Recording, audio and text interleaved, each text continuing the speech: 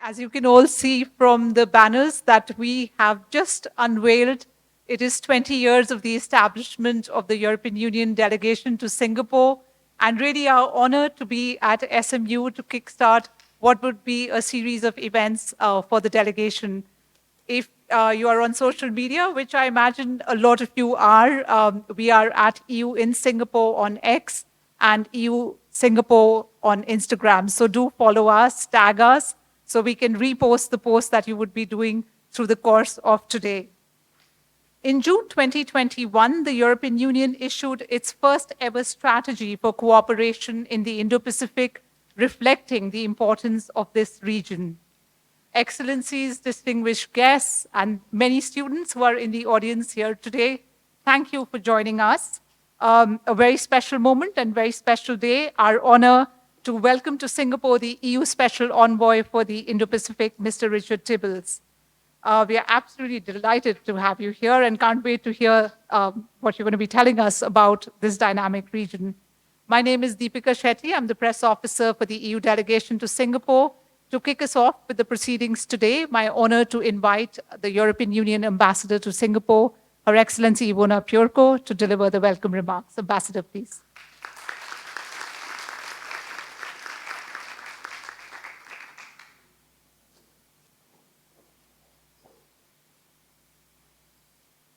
Your Excellencies, ladies and gentlemen, it's really a great pleasure to have so many friends, old friends and new friends with us today, because indeed it's a special day for us. It's the first event in the context of celebrations of 20 years of European Union delegation in Singapore. And I have to say it's an honor of my life to serve as ambassador during that period. I'm really very pleased to welcome you this afternoon for our fireside chat, as Deepika explained and presented already, with a very special guest, EU Special Envoy for the Indo-Pacific, Richard Tibbels. You are here at the heart of the Indo-Pacific, so I don't really have to tell you what I have in my notes, namely that Indo-Pacific is an extremely important region for us, for the European Union. We may be very far apart geographically, but in reality, we are very present in each other's regions, active and bound by trade links, investment, culture, people-to-people exchanges that are so dear to our heart, as you know. And indeed, as Deepika said, in 2021, 2 years ago, just I think a month after I came here, we did adopt in European Union strategy for cooperation in the Indo-Pacific, and it's very important to stress that word, cooperation. For Singapore, there was a lot of interesting venues for cooperation mentioned that, starting with digital partnership, and I'm really happy to say that after the 2 years, we have delivered on that.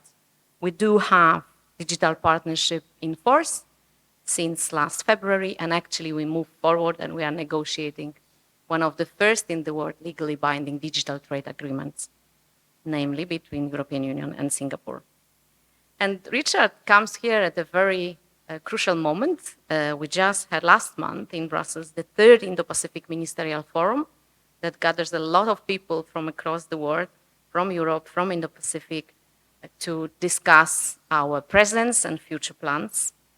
And what I think most important in one phrase is that we renewed our joint determination to uphold multilateralism and work together for inclusive and sustainable growth. And one personal word very briefly. Today, indeed, we have the great privilege to hear from our EU Special Envoy on the state of our affairs, or on the state of our multifaceted cooperation.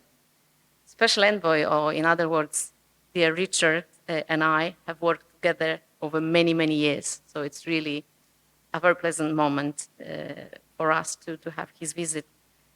Not many years ago, then I would say throughout the whole last decade, we both work on another region, closer home, Eastern Europe, very much including Ukraine. Thank you for Ukraine Ambassador, our dear friend Katerina, to be here. And while thinking what to tell you in this couple of words, I thought that in a way, our personal paths and professional paths and the way life went are somehow another example of how our two regions are linked, how our destinies intertwine. What happens here has an impact on peace and prosperity in Europe, and vice versa. It really is one world, and we all share responsibility to govern it in a sustainable and peaceful manner. So before I wish you all great discussions today, let me just at least thank my team for, as always, great work in putting it together for all of us. Thank you very much for joining us, and I wish you a very insightful afternoon. Thank you. Thank you, Ambassador Piorko. Ambassador mentioned the word heart, and we move now to the core of the discussion, which is going to be the keynote address by the EU Special Envoy for the Indo-Pacific, Richard Tibbels. But allow me first to introduce our guest. Prior to his post, which he holds now, he held management positions in the European External Action Service since its launch in 2011. Most recently, he was head of the Ukraine and Eastern Partnership Bilateral Relations Division. Please join me in welcoming the EU Special Envoy to the Indo-Pacific, Richard Tibbels.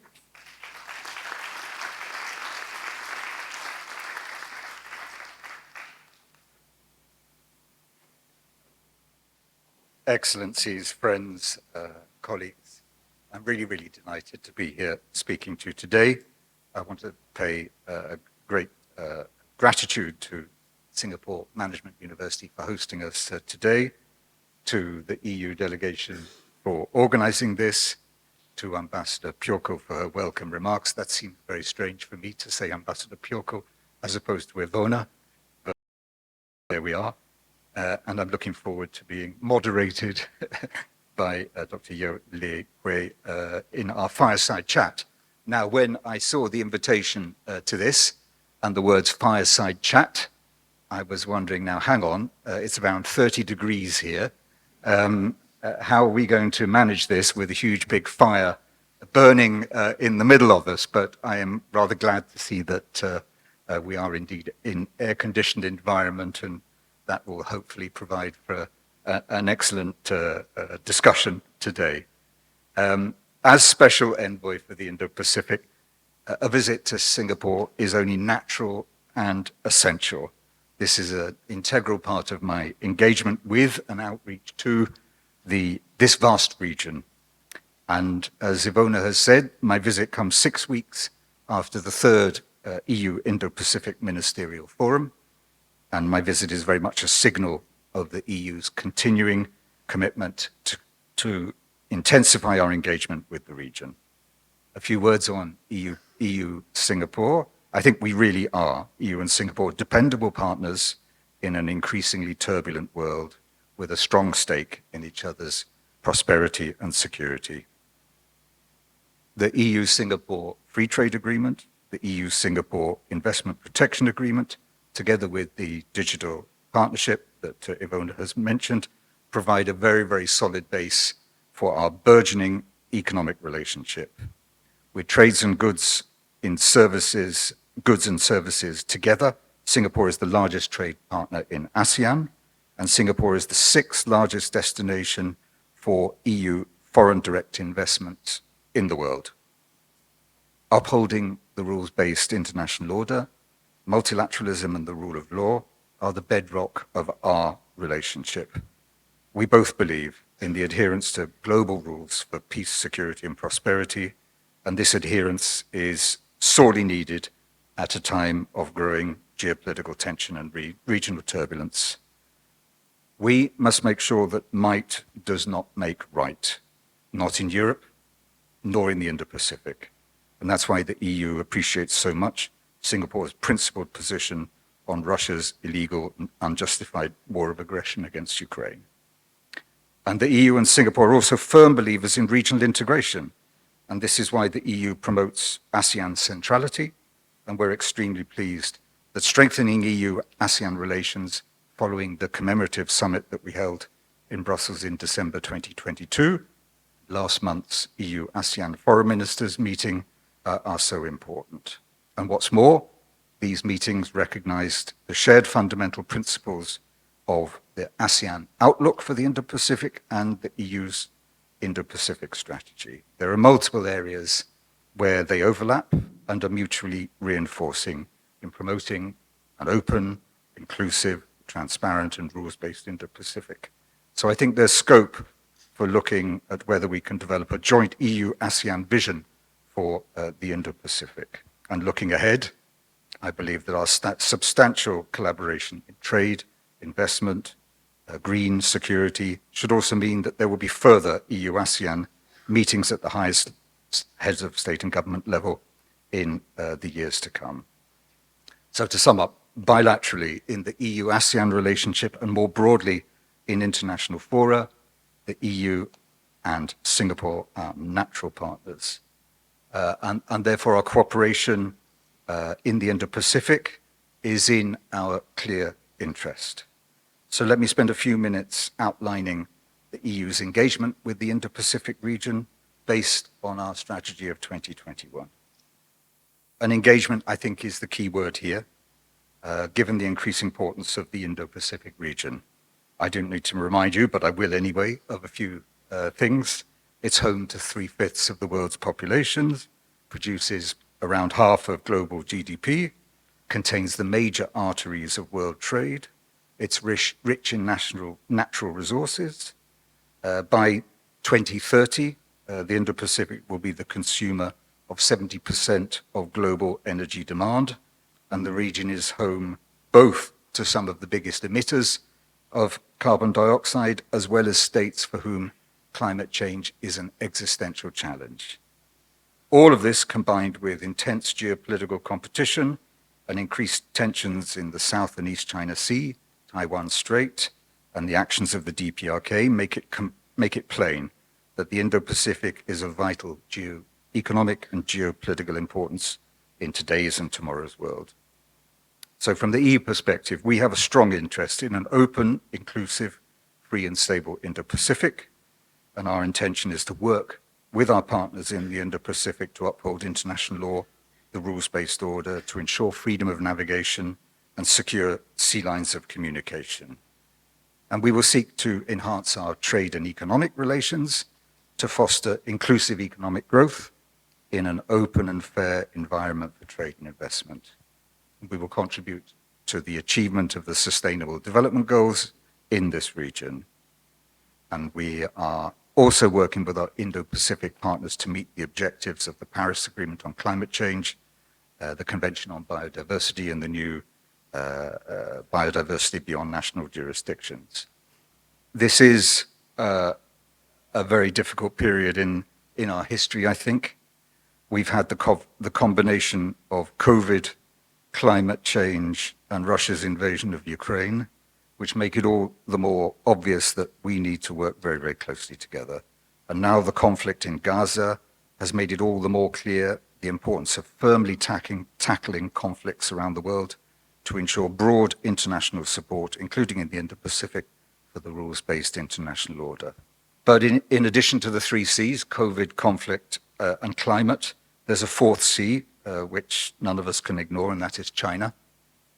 The EU has a distinct strategy towards China based on our clear-eyed assessment of it. It is one for the EU, it is at the same time a partner, a competitor, and a systemic rival. China will remain a vital economic partner for the EU, as it will for the rest of the world. And it's clear that many of the world's global challenges can only be successfully tackled with China being part of the solution. However, it's vital to establish a level playing field for economic relations without economic coercion, and aggressive military rhetoric and exercise have no place in today's world. So strengthening the EU's partnerships with other Indo-Pacific partners is important in this context as well. Our strategy, adopted in 2021 for cooperation with the Indo-Pacific, and Ivona is absolutely right to put the emphasis on cooperation, covers 7 priority areas: sustainable and inclusive prosperity, green transition, ocean governance, digital governance and partnerships, connectivity, security and defense, and human security. All of these fields are underpinned by our intention to enhance political engagement and dialogue with our partners in the Indo-Pacific. So we've now held 3 EU Indo-Pacific ministerial forums: Paris, February 22, Stockholm, May 23, and Brussels last month, bringing together at high level 60 to 70 EU and Indo-Pacific countries from the east coast of Africa to the Pacific Islands. And it's our view that these have highlighted the broad support from our Indo-Pacific partners for the approach that we are taking in the region. And I believe it was a clear signal from the EU that our endeavor is inclusive and that we consider the ownership by our partners as an important principle. In addition, the Indo-Pacific is now regularly discussed in our bilateral dialogues with each of our partners and also our partners beyond the Indo-Pacific region itself. Let me highlight a few of the things that we've been doing. Let me refer first to the Samoa Agreement that we signed at the end of last year, and this will allow us to step up our engagement with our Pacific partners through enhanced region-to-region dialogue under the agreement's Pacific Protocol. We've signed new partnership and cooperation agreements with Thailand and Malaysia, and we've launched negotiations on a new PCA with Bangladesh. And we are now a dialogue partner in the Indian Ocean Rim Association and have decided to join India's Indo-Pacific Oceans Initiative. So you can really see from the Indian Ocean through to the Pacific Islands, we're stepping up our political engagement. Trade is obviously a traditional area of EU activity, and certainly this is the case in the Indo-Pacific region and will be in the future. We already have free trade agreements with Japan, Korea, Singapore, of course, and Vietnam, and most recently with Singapore, and an economic partnership cooperation with Kenya. We have FTA negotiations ongoing with Australia, although there is a little pause at the moment, India, Indonesia, Eastern and Southern Africa, and Thailand. And we are working at the moment to see whether the conditions are in place to relaunch FTA negotiations with other ASEAN partners. And we hope that the Samoa Agreement, now that it's been signed, can give a new impetus to the extension of the EU-Pacific Economic Partnership Agreement to more Pacific islands. In the digital field, and this is obviously an area where the EU and Singapore are closely working, we have digital partnerships in addition to Singapore with Japan and Korea. We have an agreement on cross-border data flows with Japan, and we're negotiating binding digital trade agreements with Korea and here in Singapore. And with these three countries, Japan, Republic of Korea, and Singapore, as well as with India, we're working on research on cutting-edge technologies such as semiconductors, 5 and 6G connectivity, as well as regulating artificial intelligence and online platforms. The negotiations for the EU-Singapore trade agreement are going well since their launch in July 23. And such an agreement I think is really important. It will not only make our trade relationship fitter for the digital era, it also represents an opportunity for the EU and Singapore to work together to shape global trade rules. And so we hope that good progress can continue to be made in those negotiations in the months ahead.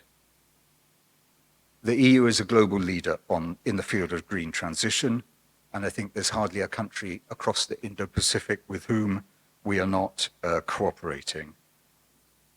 Since I'm in Singapore, let me just mention 2 initiatives in the ASEAN area.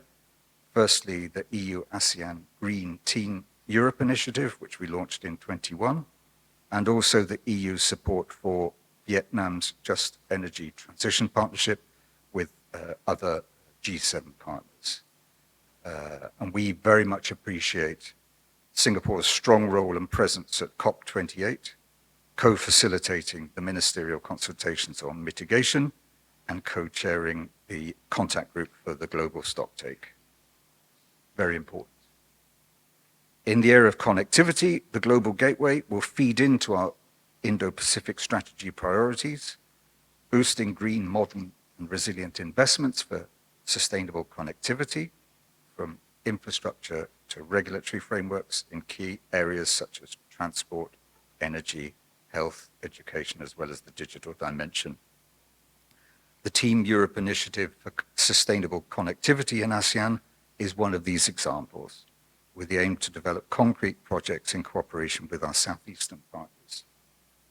While Singapore is not a beneficiary of EU development assistance, of course, under the Global Gateway, it is a major financial hub, and therefore we see tremendous potential for Singapore being a hub for sustainable financing across the Indo-Pacific region, and the event recently organized by the delegation here on the Global Gateway, I think, has made that clear. The signature in December 22 of the Comprehensive Air Transport Agreement between the EU and ASEAN is a trendsetter, hopefully. It's the first ever region-to-region air liberalization agreement, and will lead to more flight options, more competitive prices between the 37 countries, thus leading to more people-to-people contacts and business contacts. And in the security field also, we see increasing interest by our partners in the EU's potential for cooperation.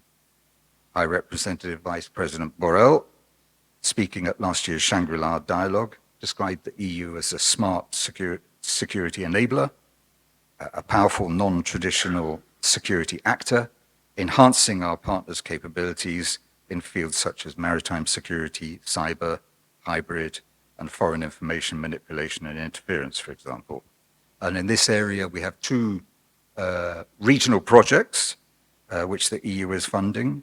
Firstly, the project Enhancing Security in and with Asia, and the second project, CRIMARIO, Critical Maritime Routes in the Indo-Pacific, which is active in the field of maritime domain awareness. And in particular, it has contacts with the Singapore Information Fusion Center here in Changi. And we're developing security partnerships with some of our key partners, and we've started this with Japan and Korea in the first instance. Naval deployments are not the least important way in which the EU can highlight its commitment to upholding the freedom of navigation. Our Operation Atalanta has proved indispensable for securing the Gulf of Aden against pirate attacks, and has conducted many joint exercises with Indo-Pacific partners. And now a new maritime operation called Operation Aspides has been launched to protect merchant vessels in the Red Sea. And in addition, we've established a coordinated maritime presence in the Northwest Indian Ocean to better coordinate the presence of the naval assets of member states in that part of the Indo-Pacific. All of this cooperation in the domain of maritime security is guided by our fundamental attachment to a rules-based maritime order aligned particularly with the UN Convention on the Law of the Sea, including its dispute settlement mechanisms. So these are just some of the examples of how the EU has been stepping up its engaging with the Indo-Pacific in recent years. And as I've tried to highlight, in many of these areas, Singapore is a key partner of the EU. So let me conclude. Our approach is holistic. We have our 7 areas of cooperation. They are a menu on the basis of which we can identify mutual interests with our partners. There's one overriding objective, I think, of all of our cooperation, and that is the enhancement of resilience of ourselves and resilience of our Indo-Pacific partners. We have, as the EU, a clear interest in an Indo-Pacific region where sovereign, independent nations have the strength to protect their national interests. And this is a region increasingly affected by geopolitical rivalries.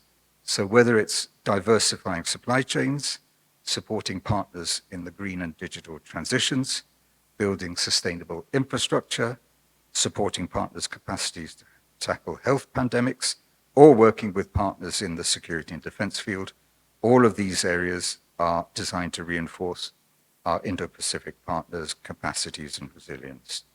And of course, resilience begins at home, and this is why the EU has developed an economic security strategy and has just last week put forward proposals to enhance our defense industrial base. So I hope I've given you a bit of a picture of what we've been doing in the framework of the EU's Indo-Pacific strategy, and I'm very much looking forward to the question and answer session now. So thank you very much for listening.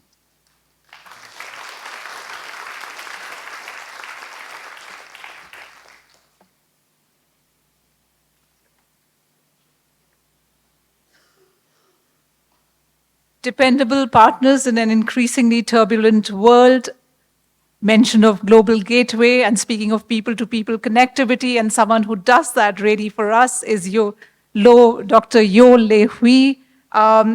Multi-hyphenate is the word I would use for her. As one of Singapore's foremost scholars working on the European Union, she teaches at all major universities. I'm sure we have some of her students in the audience today.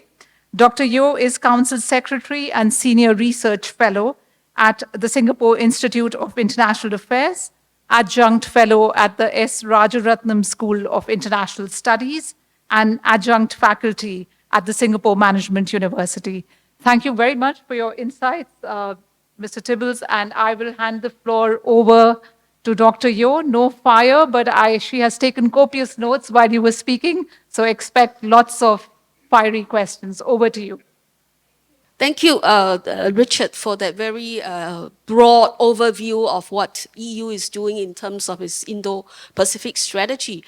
I would like just to follow up quickly that your Indo-Pacific strategy stretches from the east coast of Africa to the Pacific Islands. You mentioned about the Pacific Islands, the Samoa Agreement, and all that. And so my question is, in this whole big regional area with so many partners, how does ASEAN featured and Southeast Asia featured in the Indo-Pacific strategy? I know in the strategy itself, it talks a lot about, I think ASEAN centrality has been mentioned many times in the document, but how exactly is the EU working to really support ASEAN centrality in the Indo-Pacific strategy? Thanks very much indeed for that question. I think we regard ASEAN as one of our key partners across the region. And frankly, I think if the EU and ASEAN can agree on things, then that sets a very good framework for broader cooperation across the region. We're both interested in rules-based solutions. We are both countries where our member states are both countries which have very similar interests in protecting their national interests in this complicated world. So if we as two regional organizations can get our act together, then I think it really provides a good basis for ensuring that all partners across the Indo-Pacific can work according to the rules. We had this summit, as I said, in December 22, which made some significant decisions on financing our support for ASEAN. 10 billion was committed. I mentioned the two Team Europe initiatives in the field of connectivity and green transition. But obviously beyond that, we have our plan of action across many different areas, and that's being implemented. So I think it sends a strong signal to the rest of the world that if we can get our act together and cooperate strongly, then it can provide a fulcrum around which other Indo-Pacific partners can work. Thank you. Another follow-up question before I open to the floor. I mean, you have been traveling around the region, and you yourself said that you're actively engaging in dialogue and actively listening to the policymakers here, to the researchers and young people in Indonesia. So through your dialogue with these people, what do you see as their perception of the EU? What do they think about the EU Indo-Pacific strategy, and what kind of roles they would like the EU to play in the region? I mean, in a certain sense, that's a question we should ask our audience, of course. From my perspective, I think our partners see the EU as a rules-based setup. We have managed to pool sovereignty between 27 member states. Obviously, the original reason for the EU was to avoid there ever being war again in Europe. And we have been very successful amongst the 27 to achieve that objective. There is still some work to be done, looking a little bit beyond the 27. But this notion of pooled sovereignty based on countries abiding by agreed rules, I think is really the key thing which many countries across the Indo-Pacific consider one of our most important attributes. As regards the Indo-Pacific, I think they regard us as not having vested interests, shall we say. We are transparent, ready to cooperate across many different areas in our mutual interests, and I think that's also important. So I'll stop there. Thank you. There are two things that the EU often said in its own narrative that is part of the EU's DNA, right? Trade and multilateralism, or rule of law. So what do you think the EU can do in the face of rising protectionism and anti-trade sentiments around the world, and especially I think also in the Indo-Pacific? And what can the EU do, I think, to revitalize multilateralism and work with ASEAN on those two issues? As regards ASEAN, as I've mentioned, the various free trade agreements that we're negotiating, and hopefully we can relaunch the negotiations on a couple of other free trade agreements with ASEAN partners very, very soon. So this network of free trade agreements, I think, is really establishing the basis for rules-based trade. That's clearly not enough, I think. And I think we need to take the whole with us on a journey to enhancing multilateralism. My boss, High Representative Vice President Borrell, saying there is lots of multipolarity out there at the moment, but not a deficiency of multilateralism. And we need to take, I think, the broader international community with us in making the UN, the WTO, the international financial institutions work in a better way than they do currently, based on the universal values which we've all signed up to as UN members. Thank you. One last question before I open to the floor. I hope you would bear with me. You know, I think we understand that Indo-Pacific strategy was launched in 2021. That was before the Russian invasion of Ukraine. So much has changed, right, in this short 3 years. So how different do you think the Indo-Pacific would have shifted in terms of trying to implement for a more effective implementation of the strategy? And of course, we talk about the finite resources after all, right? So I think there'll be questions asked on how can the EU really, with the problems that are dealing in its own backyard, in that sense, with the war raging on in Europe, how can the EU really build a sustainable and credible security presence in the Indo-Pacific? I think that's a question that I get asked a lot, and I think it's a very good one. Clearly, there's a natural focus on what's happening closer to home, and we are not going to deviate from our full-fledged support for Ukraine, financially, politically, diplomatically, and militarily. So that's a given, I think.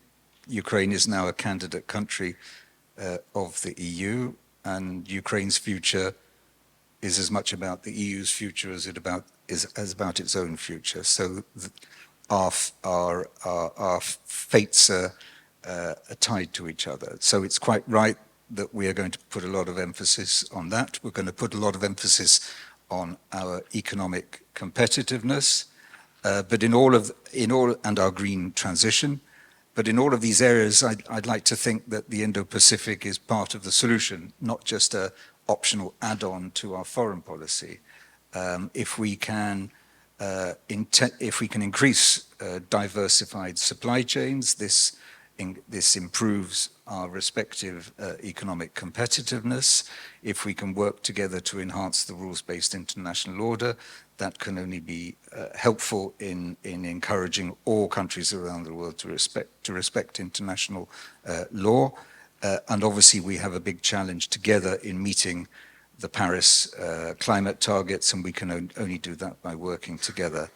So, and we've seen this in our Indo-Pacific Ministerial Forum meetings, that the three crucial words of economy, green, and security are the things which I think are the major challenges for both the EU and the Indo-Pacific. And very much, I think, we see working with our Indo-Pacific partners as integral to our economic competitiveness and our security. Thank you very much for elaborating on what the EU will work with the partners in the Indo-Pacific to try and realize what you call resilience, as you said, for both regions, right? For both Europe and for the partners in the Indo-Pacific. On that note, I would like to open the questions to the floor. Yes, please. Thank you. You hold for me. Hi, this is Alistair here. Thank you so much for sharing. Really appreciate it. I think the question that I have is that just now you mentioned about the different C's that we need to take note of and look out for. But at the same time, are there any challenges between the relationship that we have between ASEAN and the EU that are stopping or hindering us from continuously remaining invested in this relationship? What kind of potential challenges do you foresee coming in the future? And how can we overcome those potential challenges, or to actually be more aware so that we can make some changes if need to as well? So that's the question. Thank you. That's a very good question. I mean, I think there are things which we need to sort out kind of internally ourselves. On the ASEAN side, obviously, you have a big issue with the situation in Myanmar, which to a certain extent hinders cooperation within ASEAN, although I have to say personally, I think ASEAN has found many, many creative ways of continuing its effective cooperation despite the decisions that it has taken with regard to Myanmar. There are obviously things we need to do on the EU side. I think one of the things that comes up frequently is the impact of some of our legislation on our ASEAN partners, and this applies, I think, in the environmental area. So we are very, very committed now to ensuring a much more intensified dialogue with our ASEAN partners on some of the legislative things which have raised questions, raised eyebrows amongst our ASEAN partners. Thank you. There's a question here. Would you like to go to the mic, identify yourself, and then ask your question? Hi, I'm Dr. Samir Puri, an Associate Fellow at Chatham House. You spoke in a very clear-eyed way about the EU's perceptions around China. I was wondering if you could also talk about India, which is, of course, the other huge economy in the Indo-Pacific. What are the EU's priorities with India? What are your concerns, and what do you think you can offer India? Because that, of course, is really the trick now, isn't it? That as a European, you have to really come with a firm offer of something you can appeal to a fast rising economy that will have its own momentum as well. Thanks. Thanks very much. A very, very good question as well. We do see India as a vital partner. We know that we have to treat India on its own terms, shall we say. It is firmly advancing its own national interests, and that's something we have to respect and design our efforts to enhance our cooperation with around that principled position. It's a vital pole in a multipolar world. and the EU-India relationship, I think, is one of the elements of that outreach that India has been making to a wide range of partners around the world. We've established the Trade and Technology Council with India, which is an extremely, I think, important framework for advancing our cooperation in a wide range of technologically advanced fields. I think that's important. I mentioned the ongoing FTA negotiations.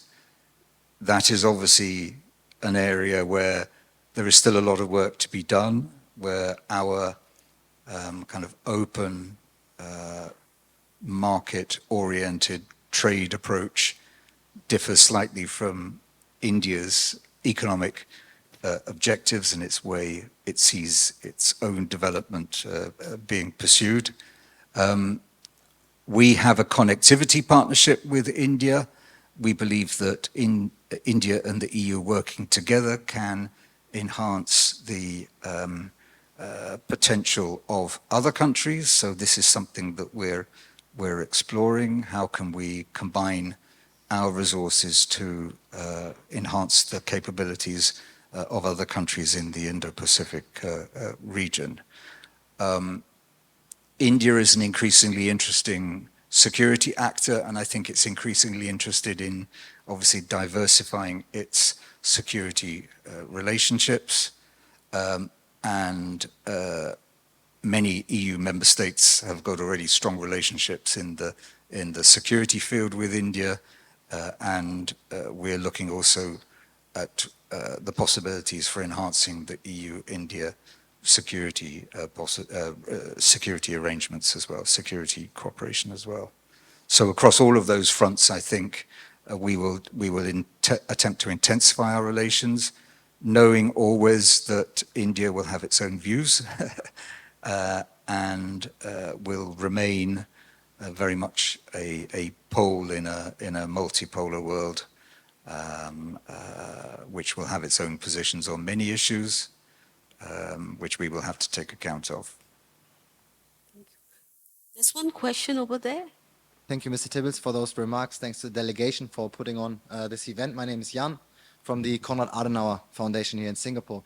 My question would be, do you sometimes feel, or do you get the sense that the partners in the region in particular sometimes feel that the European Union has difficulties prioritizing? So my sense is that the EU strategy, it's almost, one would almost be hard pressed to find an issue that the EU strategy for the Indo-Pacific is not taken care of, right? However, resources are obviously limited. Lewis already mentioned the changed situation due to the war in Europe, which again changes things quite significantly.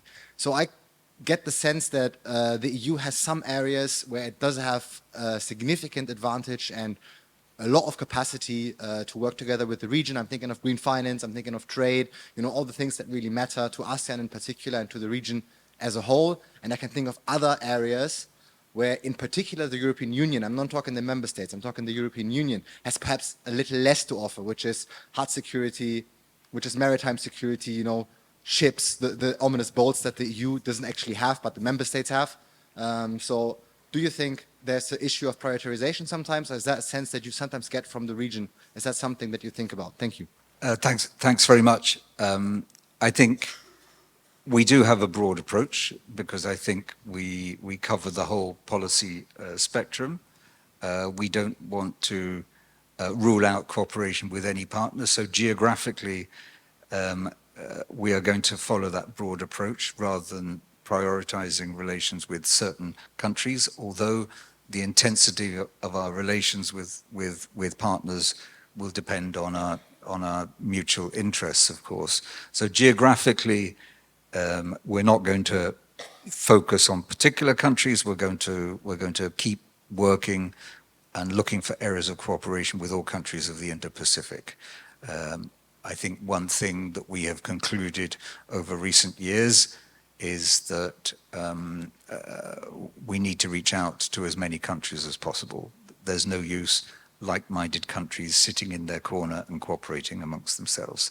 Now, thematically, we are trying to operate in a Team Europe approach in the EU these days. So this distinction between member states and EU is something I think which we are trying to get over, and whether it's in the field of global gateway, whether it's in security terms, we are trying to link up the competencies and capacities at the EU level with those of our member states. No member state can do it alone, and the EU cannot do it alone either.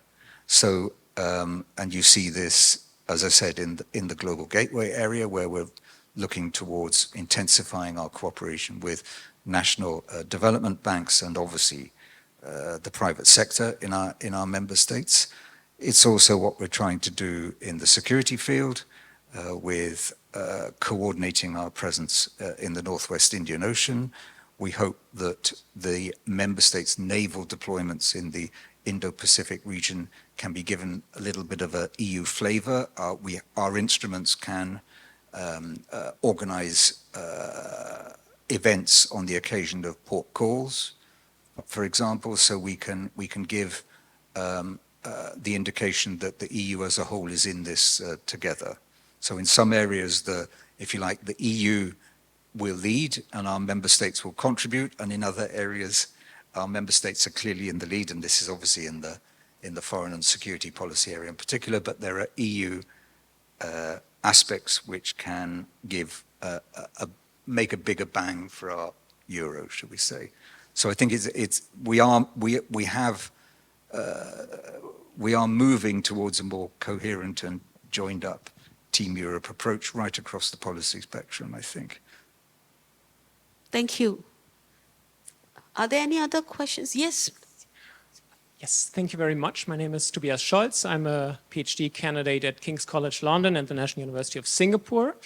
I have a question on a potential conflict of interest where I'd be very curious to hear more from you, which is about the Chagos Islands in the Indian Ocean. Right now, the United Kingdom has to face a backlash, particularly from Mauritius and its partners, many partners in the global south that argue that the Chagos Islands in the Indian Ocean are colonized territorium. And one of these islands is Diego Garcia, where the US has its major naval base.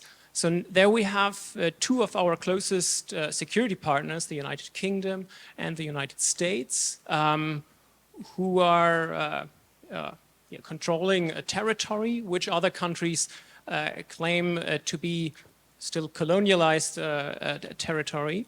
And I'm curious whether the EU is thinking about it. How does it think about the situation, especially with the United Nations having already positioned itself in favor of Mauritius at the moment, and also inside of the current situation where countries like India particularly are thinking about new naval bases, which also involve resettlement of indigenous population, which was the fact with Diego Garcia 50 years ago. I'd be curious to hear your thoughts on this. Thank you. Well, you're not going to get a very precise answer from me on that, I'm afraid. That's a fairly specific question, and it's not something where the EU Special Envoy for the Indo-Pacific has focused during his time in office. I mean, you referred to the EU position in the UN, so that's on the table, and that's, I think, the basis of our position. As in every other area, we hope that issues can be resolved through existing dispute settlement processes and obviously through peaceful dialogue-based solutions. So I think that's officially in front of all of you what I could say. I wouldn't like to speculate further on any further EU role in that area, but obviously we do regard the Indian Ocean as an extremely important area for cooperation in the security field, as I mentioned, the coordinated maritime presence and our joint naval exercises with Operation Atalanta. So we're looking to cooperate with all partners, including India, including the US, including the UK, in this region, of course. Thank you. Please. My name is Nick, and I'm a student at the National University of Singapore. I've got a question on security and defense. I think in the strategy in 2021, the EU said you wanted an enhanced naval presence in the Indo-Pacific, but the examples you've given, by and large, in your speech allude to exercises in the Northwest Indian Ocean, for example. You've also alluded to China and maintaining a rules-based order in this part of the world. What can those of us who live in this part of the world expect of the EU, particularly in the naval domain? I mean, I think this is an area where obviously we rely on our member states, and every year member states' naval vessels are in the Indo-Pacific region and obviously go further east than just the Northwest Pacific Ocean.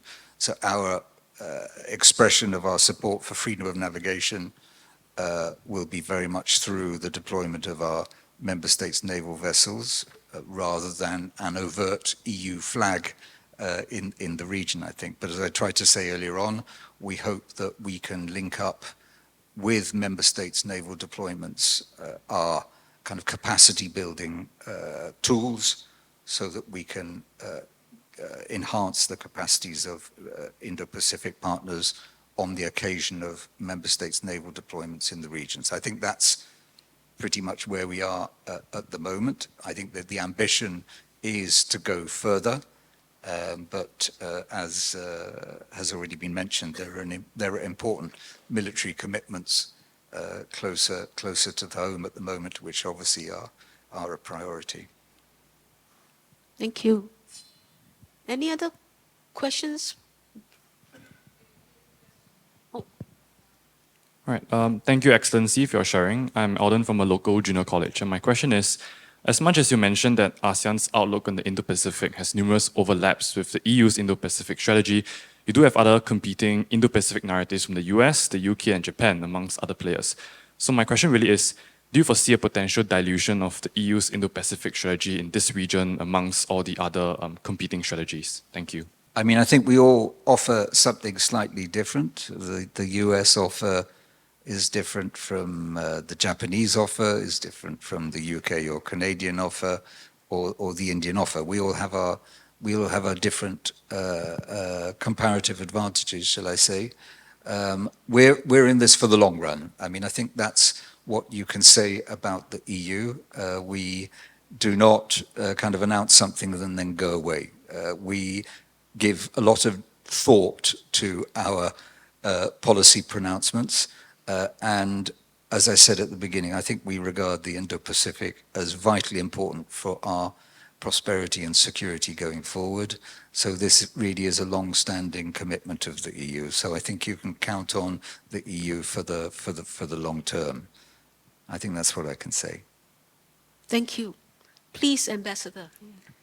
Thank you, Mr. Tibbels, for your great insights, and thank you for your great efforts that you've done working on the Ukraine track. My question is about the global food security. We have an excellent example of cooperation with the European Union called Grain from Ukraine. That was the initiative that, thanks to the financial support of the European Union, allowed Ukraine to feed more than 400 million people in the most vulnerable societies of the world. Do you see potential for enhancing cooperation with the partners within the Indo-Pacific to increase the number of countries willing to stabilize the global food security and do their part for the humanity? Thank you. I mean, I think obviously one of the effects of Russia's invasion has been a very, very significant increase in the risk to food and energy security. And you're absolutely right. Our prime ambition has been to ensure that Ukraine can export its products so that income can come into Ukraine to support the war effort. We are obviously making the case with our Indo-Pacific partners, firstly, that this has got nothing to do with EU sanctions. This has everything to do with Russia's invasion. So, I mean, I think that's the first thing we try and establish, is that is the reason why there are food security issues at the moment. As part of our global gateway, we are obviously interested in enhancing our partners' resilience, including the agricultural and areas of tackling poverty and so forth. So this all fits together, I think. The more we can encourage exports from Europe in the food security, in the food area, and the more we can enable our partners to develop their agricultural sectors, this is the best way to ensure food security in the future, I think. We're also looking to enhance, as other Indo-Pacific partners are, to enhance the port facilities in our Indo-Pacific partners, because this is a key way of ensuring that food can get where it needs to get quickly, and our global gateway is then acting, I think, to improve the infrastructure from ports inland into major population centers. So I mean, I think that's what I can say regarding food security. The first thing is it's a key issue to point the finger at why we have these problems. And secondly, then to work with our partners to enhance both our export capacity and their production capacities. Hello, good afternoon, everyone. My name is Brent, and I am a student from the Institute of Technical Education here in Singapore. So I would like to ask the Special Envoy. The Indo-Pacific is home to countries most affected by the effects of climate change, as well as some of the biggest emitters of carbon dioxide. What do you think the EU and its partners in the region can do in terms of technology or in any other sector to help accelerate the transition into green energy? Thanks very much. Well, as I said, I don't think there's a country in the region in which the EU is not active in encouraging a green transition. This is one of the areas where we are most active through our cooperation in the Global Gateway, through our work as global leaders to ensure that the whole international community meets its targets in regard to the Paris Agreement. I think you're right, technology plays a role in this, and this is where, if you like, the green and digital transitions meet up. So we're looking very much in a joined up way in many of our partner countries to ensure that we have the technological means to support that green transition. I think it's absolutely essential. We're playing a strong role. It's one of the areas, I think, where the partners see the EU as a clear preferred partner. So we will continue on that. We will continue on that path. And as I said at the beginning, this country, Singapore, can play a very, very important role in mobilizing financial support in a way which can enhance the green transition in our partners. I'm Ignatius, exchange student at Nanyang Technological University. I would like to ask you, how are you addressing, if at all, new technologies and industries during cooperation and your visit here? Very good. Okay. I mean, I think our cooperation with Singapore, Japan, Korea, and India are really in the forefront of our work to prepare for the future. As I said, the Trade and Technology Council with India is really looking at all of these areas of semiconductors, 5G, 6G, artificial intelligence, and so forth. And likewise, the digital partnerships that we have with the three countries I've mentioned, Japan, Korea, and Singapore, are also the kind of frameworks in which we can discuss in a kind of an open way what we need to do together to ensure that we firstly develop these technologies, and secondly, that we create the regulatory environments to ensure that there is the best possible opportunity for spreading those advanced technologies around the world, and secondly, to make a regulatory environment, protect our individual data interests at the same time. And obviously the EU has a strong data protection setup, which is indeed of interest to many many countries of the Indo-Pacific. We also, and this is something I should have mentioned earlier, I think, we have our research program called Horizon Europe. We have recently signed an agreement with New Zealand to bring New Zealand into Horizon Europe. We are hoping that a number of other of our Indo-Pacific partners will also follow New Zealand's example, including this country, because as you know better than I do, the sharing of scientific information and academic experiences in these high technology areas is the best way of propagating the technologies we need for the future. So we have the Horizon program, which we really regard as the vehicle that the EU is using to build cooperation amongst not just the EU sector, but also with our partners.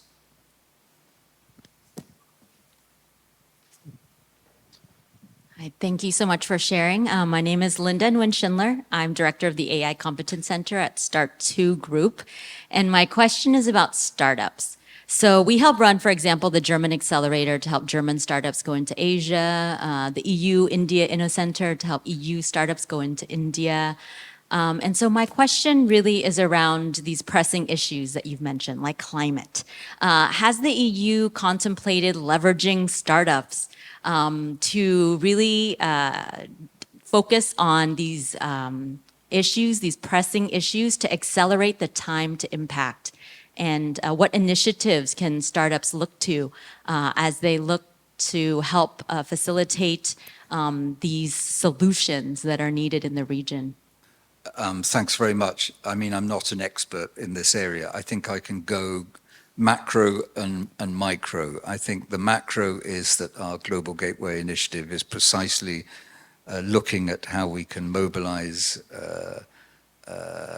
grant funding, concessional loans, not just for large operations, but also for small and medium-sized industries as well.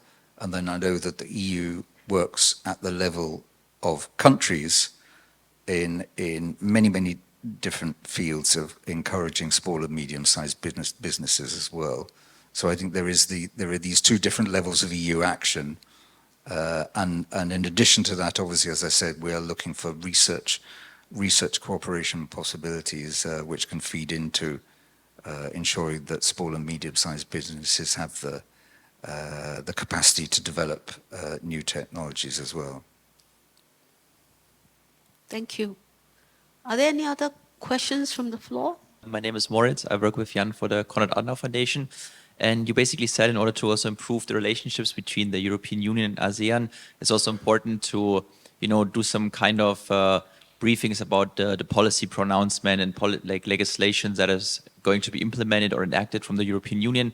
Maybe take, for an example, the carbon border adjustment mechanism, or maybe initially the global supply chain law. How do you actually want to forestall such developments? Do you want to set up like a technical workshop with everyone involved? And at what stage of the policy process do you intend to do that? I mean, the normal process of EU legislative formulation at the beginning does a lot of consultations with the different stakeholders. So already before any legislation comes onto the books, we believe that we do very good due diligence to ensure that all interests are taken into account and no adverse or side effects are brought about.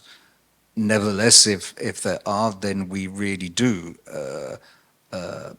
establish dialogues to look at the implementation of EU legislation and its effects on individual countries. And to take the example of palm oil, we have a very strong dialogue with Indonesia and Malaysia precisely on that issue. And clearly with deforestation, we're also intensifying, and I know that my colleagues from the Commission have been going to the region to talk through the implications of the EU legislation quite considerably in recent years.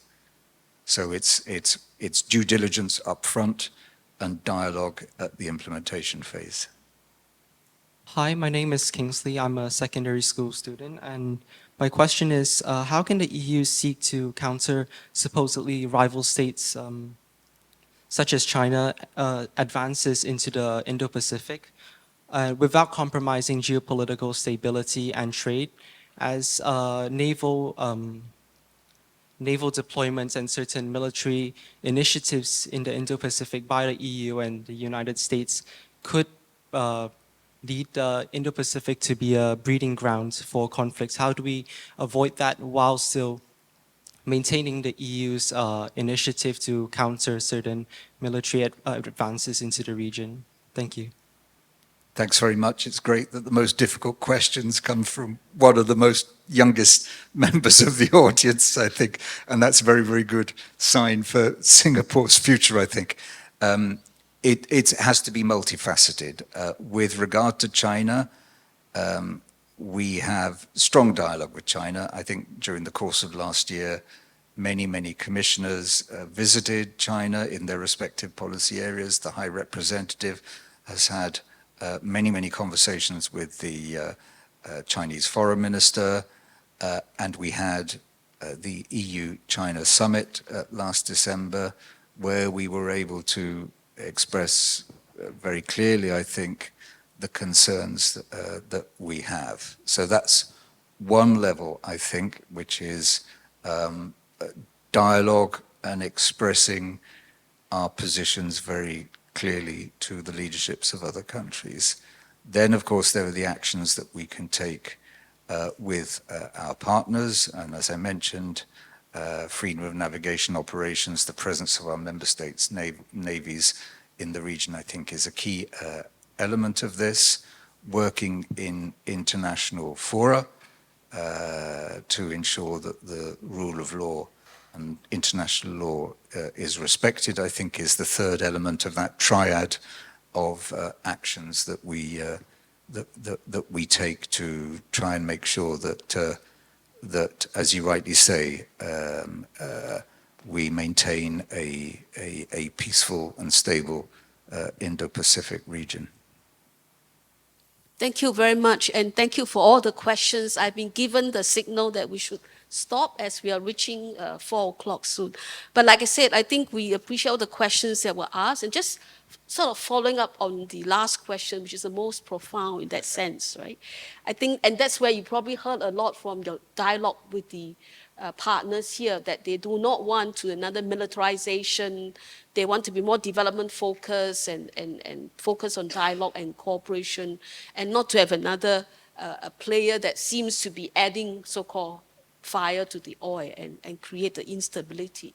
So I think in that sense, that is a good question to close. But I thought I would add also that I find as a IR student, someone who has been teaching international relations, quite sad in the sense that when we were in the post-Cold War era, there was a lot of talk about cooperation, dialogue, institution building.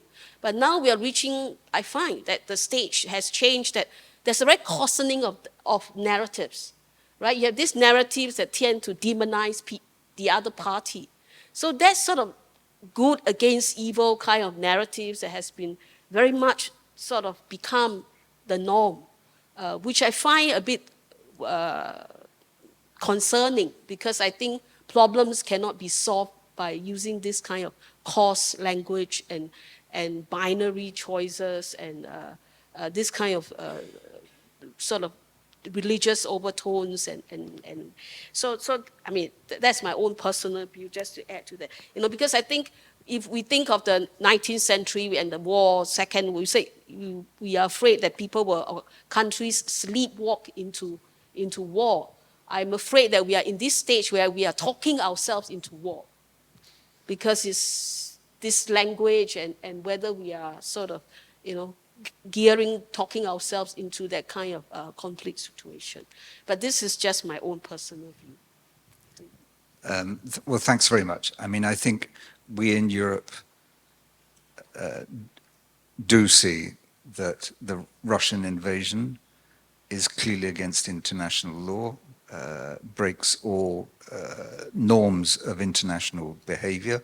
A permanent member of the UN Security Council has invaded a neighbor. And I think our assessment maybe of the broader situation is very much colored by the situation we face at home in Europe at the moment. So in other parts of the world, we very much hope that similar situations don't arise, and this is very much our action in the Indo-Pacific.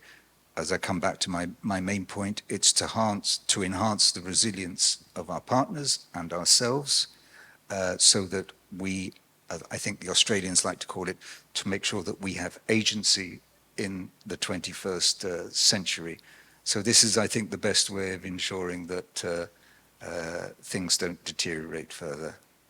Thank you. Thank you very much. And we have a very rich discussion, and I will just sum up quickly that what Richard has told us is that, you know, the Indo-Pacific strategy, and that for the EU to maintain the credible and sustainable presence here, you have to take a Team Europe approach.